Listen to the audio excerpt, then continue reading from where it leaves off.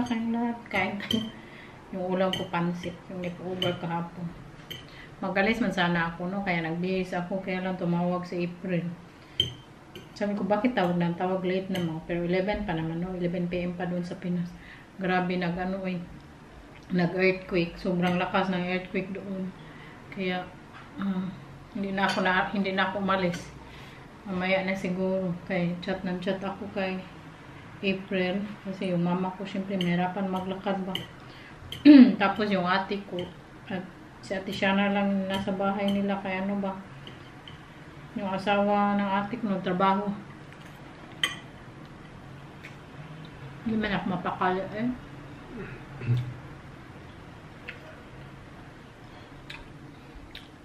Hindi ako mapakali.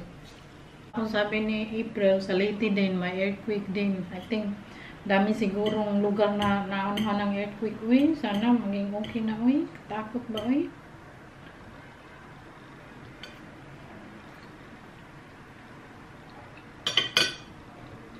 Tapos may na pa yung signal.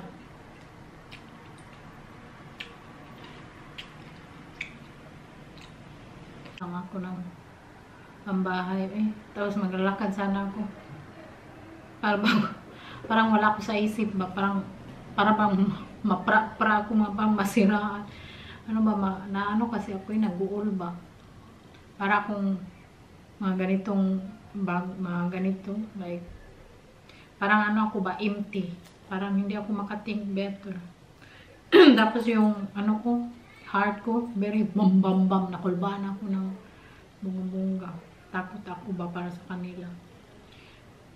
Pero sabi niya, ang tawag pa si Agata. Day! Nilinog na po, Mir. Nilinog na po, kusog, dili. Nilinog na po. Hinahinay ra, aftershock na. Huwag ko kadungog ni mo. Aftershock ba na? Wala kay tingog. Nga naman? Hinay kayo tingog. Wait sa. Tawagan ko muna. So, nag-chat kami ni April. Sabi niya may mga aftershock pa. Sana mawala na eh. Kasi grabe natakot ako para sa pamilya ko. At magpunta sana kami ni Sagi sa city. Hindi natuloy ba? Kasi parang wala ako sa isip. Punta na ako sa supermarket dyan. Namili ako ng lutuin bukas.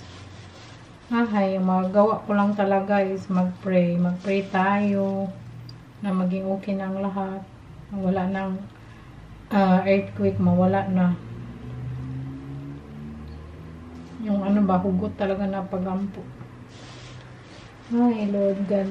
Bangin tayo sila. So, nagbili ako doon ng ham, cheese, magana ako, baked potato. So, nagbili ako ito. Coriander, hotdog,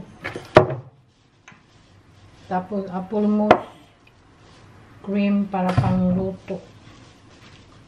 Magawa ko rindang bukas. Coconut milk. Kasi magluto tayo rindang, garlic powder. Ano ko siya na sourdough bread. Sour cream. Lagay ko na sa potato, yogurt, Greek yogurt. And beef. Here's beef. Very good na beef pang rindang. Walang fat. Kaya may sabi yung may fat. Tapos onion. And beef cube and chicken cube. And vanilla extract. Vanilla extract. Yan naman. I-rinse ko muna to. Look at that. I'm making rendang. Malambot na siya. Wow! Look at my rendang. Lagyan ko ng potato. Kaya dami ng potato. Sobrang sarap. Potato din. Pupusan natin.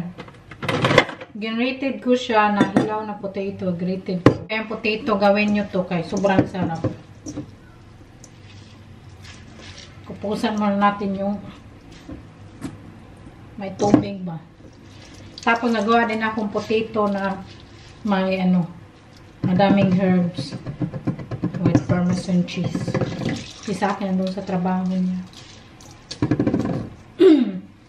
Update pala doon sa pamilya ko doon sa Cebu, okay lang po sila. Pero grabe talaga yung lindol, eh.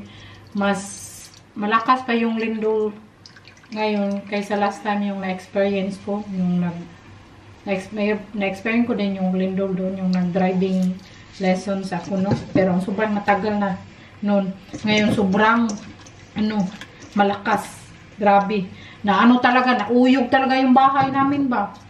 Pero, thank God, okay lang po sila. Maraming salamat po sa nag-send ng message, mga concerning nyo. Maraming salamat talaga. Kasi na-appreciate ko kayo ba? Hindi ko kayo na-reply ni isa-isa kasi ang daming nag-message sa akin. Kaya maraming salamat talaga. At kahapon din para akong parang wala sa isip. Tapos parang empty ako na hindi ako parang basta parang yung isip ko parang bitam na blanco ba. Nangalala talaga ako kasi yung mama ko mahina pa siyang maglakad. So sobra kong nag-alala talaga.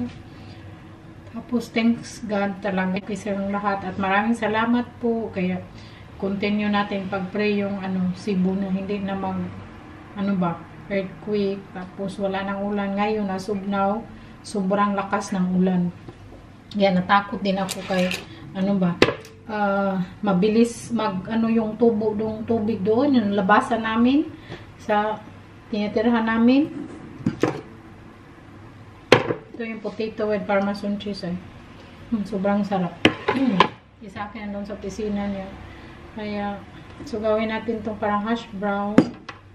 So, yeah. Yung nasa isip ko nandoon. Parang, hindi ako masyadong nakatulog din. Very late na ako natulog. Kay, ako ba? Natulog na sila doon. Ako hindi pa. Kasi siyempre, yung time difference, no? Ang ako, chat ng chat. Wala na bang aftershock? Kasi di ba pag may earthquake, may mga aftershock. Sobra katakot.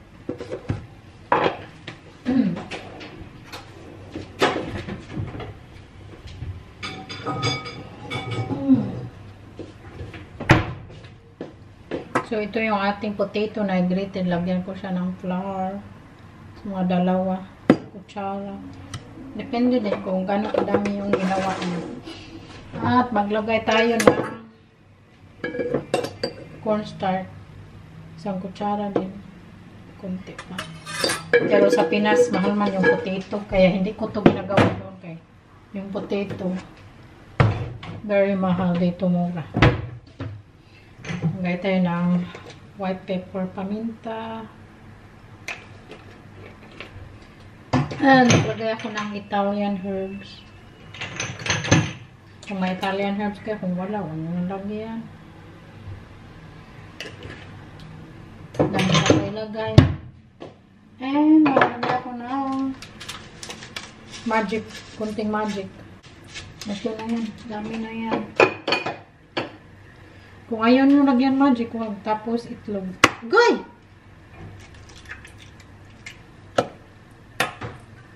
Tapos haluin na mabuti. Tapos i-fried. Ito very messy po eh.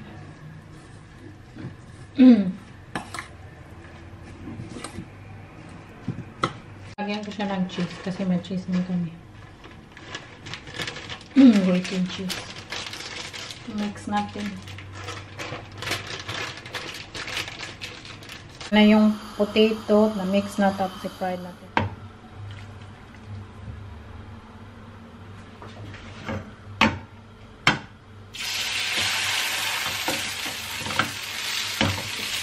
Liit-liit lang.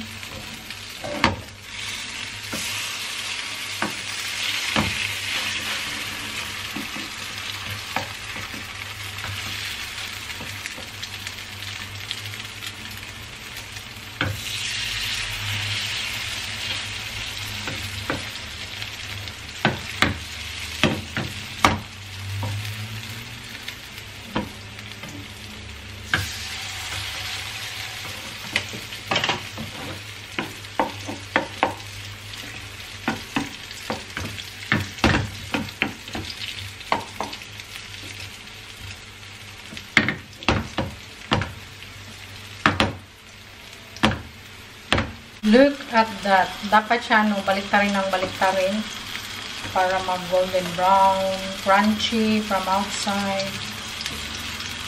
Soft yung inside. Mahilig kayo sa potato dyan.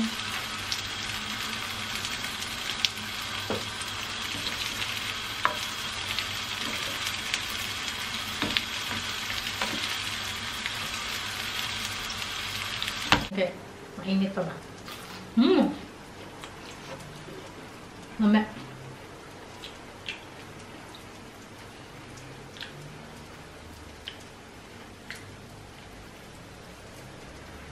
Ang dami ko, sobrang dumi, oh. Nalagsi ka na ano.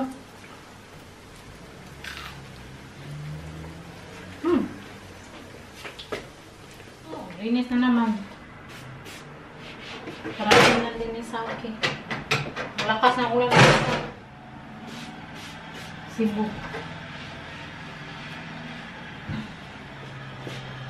Ang dami kong nagluto kong rindang, tapos anong kong potato, tapos naglinis ako.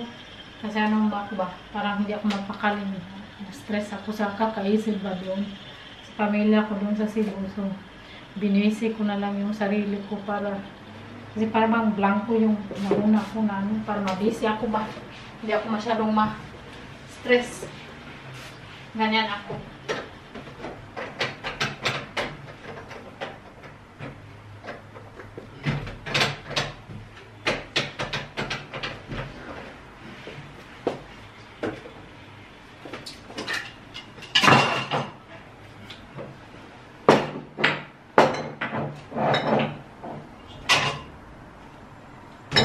Look at that. Yummy, yan. Naluto na lahat. Piratan, potato, at rendang. How is it? Very good. Okay, enjoy your food. Ready check for today. Yan lang. Sabi niya sa akin, hindi mo daw alam anong gagawin mo. Hindi ko alam yung orang ngayon. Para akong naguguluhan. Hindi ko alam kung saan papunta. Anyway. Bahay kami. Oh. Dong! Tara, Dong. Tayo ko may tumpos. Yung wala sa... Ah, dito. Dito tayo tumpos. Yan, oh. Yung double decker bus. Tingnan natin. Television program. Ay namin galing sa city. Tapos, namili kami ng ano doon, blueberry, strawberry. So, ngayon, maglalakad muna ako. May araw pa naman. Anong oras na? 6:41 dito, 6:41 p.m. May araw pa. Tapos nag-aftershock na naman. 5 magnitude. Naglalakad ako doon, parang hindi ako mapakali. So ngayon, maglalakad ako para mabisi ako ba. Kasi sa akin, hindi na siya maglakad kasi galing na kami ng city. Maglakad ako mag-isa. Para makarelax din ko ba yung isip ko, ma-relax ko kasi parang basta na-stress ako para mapakali yung isip ko at ma-relax ba. Mapakali ba. Hindi na marunong magsalita ba sa kakaisip doon. Anyway, nakakatakot kasi yung mga pangyayari, no? So, I think that's all for today's video. Hindi ko na kayo dalhin pag lalakad ko. Tapos sa akin, nahugas siya yung kaldero na nilutuan ko na rin lang kasi sobrang bigat. Thank you everyone. Love you all. See you next time. My darling, washing the caldero. Washing the caldero done now? Almost. Okay, that's good. Kasi sobrang bigat yung pang stew na pan. No, that's pang the pan for the stewing is very heavy. Yeah, it's an iron cast pan. Yeah. These ones are very heavy. Mm.